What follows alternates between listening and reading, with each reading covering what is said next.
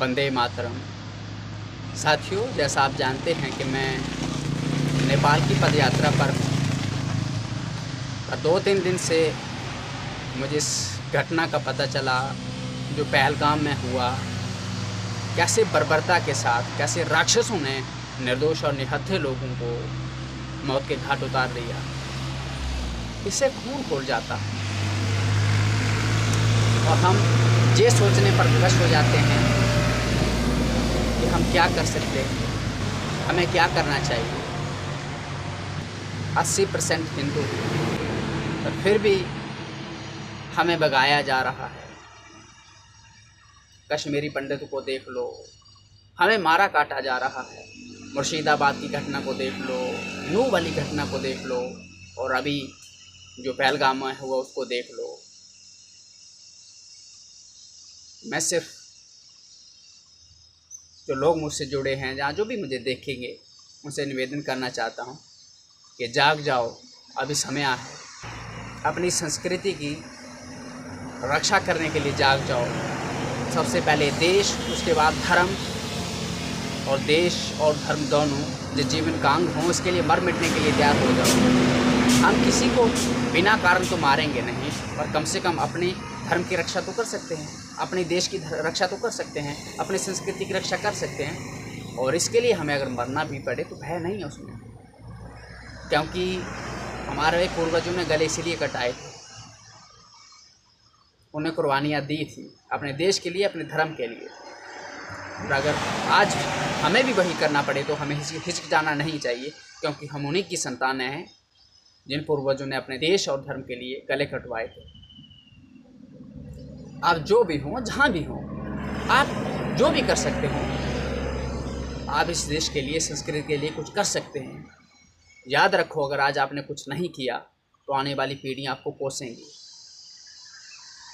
मैं बहुत बड़ा ना कोई पॉलिटिशियन हूँ, ना कोई बड़ा ऑफिसर हूँ, एक साधारण सा व्यक्ति हूँ, पर आज मैं संकल्प लेता हूँ कि अपने जीवन की आखिरी सांस तक इस देश और धर्म के लिए खपा दूंगा, लगा दूंगा। मेरे शरीर में जितने भी खून की बूंदें हैं, एक एक बूंद इस देश के लिए, इस धर्म के लिए जाएगी। मैं आज संकल्प लेता हूँ कि आजीवन मैं भूमि पर शयन करूँगा और उस देश और धर्म के लिए कार्य करूँगा। और जब तक मेरे शरीर में प्राण रहेंगे, सांस रहेंगी, मैं इस देश और धर्म के लिए मुझसे जो भी बन पड़ेगा मैं कार्य करूँगा। अगर मुझे प्राण भी देना पड़ेंगे तो मैं हिचक जाऊँगा नहीं, क्योंकि जिस देश में हम रह रहे हैं, जिस संस्कृति को हम जी रहे हैं, जिससे हम संबंध रखते हैं, उस देश, उस धर्म के लिए हमारे पूर्वजों ने गले कटाए हैं। अब जो भी हों, जहाँ भी हों, सोचिएगा कि आप इस देश के लिए, इस धर्म के लिए क्या कर सकते हैं, वरना ऐसा ना हो कि आने वाली पीढ़ियाँ आपको कोसें कि आपने कुछ नहीं किया। और कायरता की ज़िंदगी जीने से अच्छा है कि वीरता के साथ हम मर जाएं। इसके लिए ज़रूरी है कि आप अपनी संस्कृति को जानो। अगर कोई बेटा अपने माता पिता को जानेगा तो तभी वो उस पर गर्व करेगा। जब उसे अपने माता पिता का पता नहीं होगा तो उनको नहीं जानेगा उनके बारे में, तो वो क्या उस पर गर्व करेगा। सबसे पहले अपनी संस्कृति को जानो, अपनी गीता को जानो, गीता को पढ़ो। गीता सिखाएगी कि इस धर्म युद्ध कैसे किया जाता है, कब किसके साथ कैसे लड़ना है।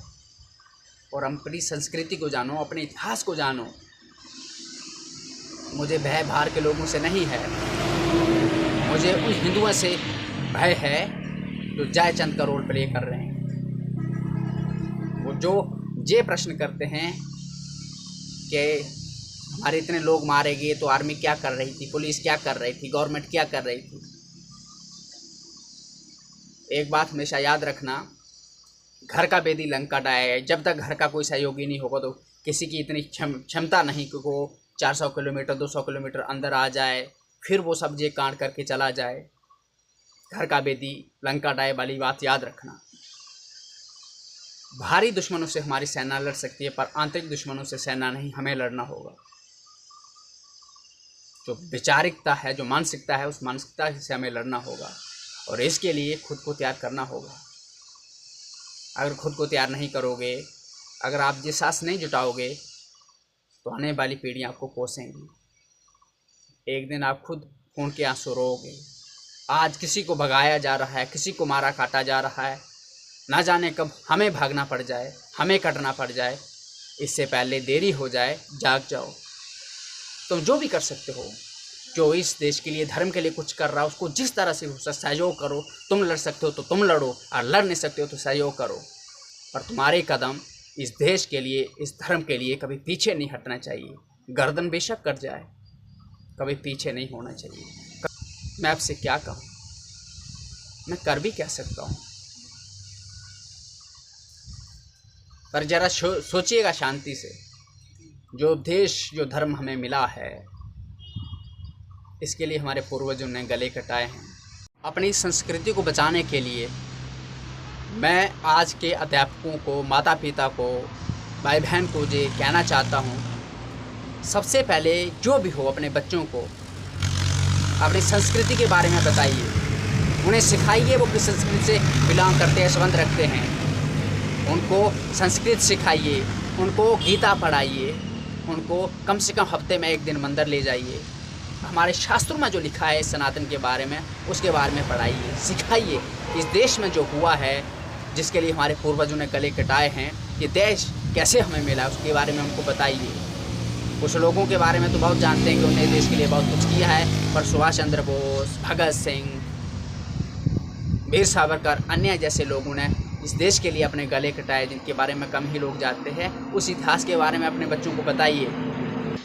अगर आप हिंदू हो तो उस हिंदू होने का जो निशान है अपने माथे पे धारण करिए, तिलक धारण करिए, जो आपको अच्छा लगता है करिए, क्योंकि ये हमारी पहचान है। और अगर ये पहचान ही नहीं होगी तो फिर जिंदा मुर्दा लाश की तरह जिए क्या फ़ायदा।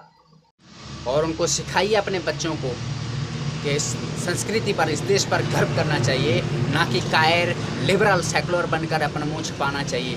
हमें ना तो लिबरल बनने की ज़रूरत है, ना हमें सेकुलर बनने की ज़रूरत है।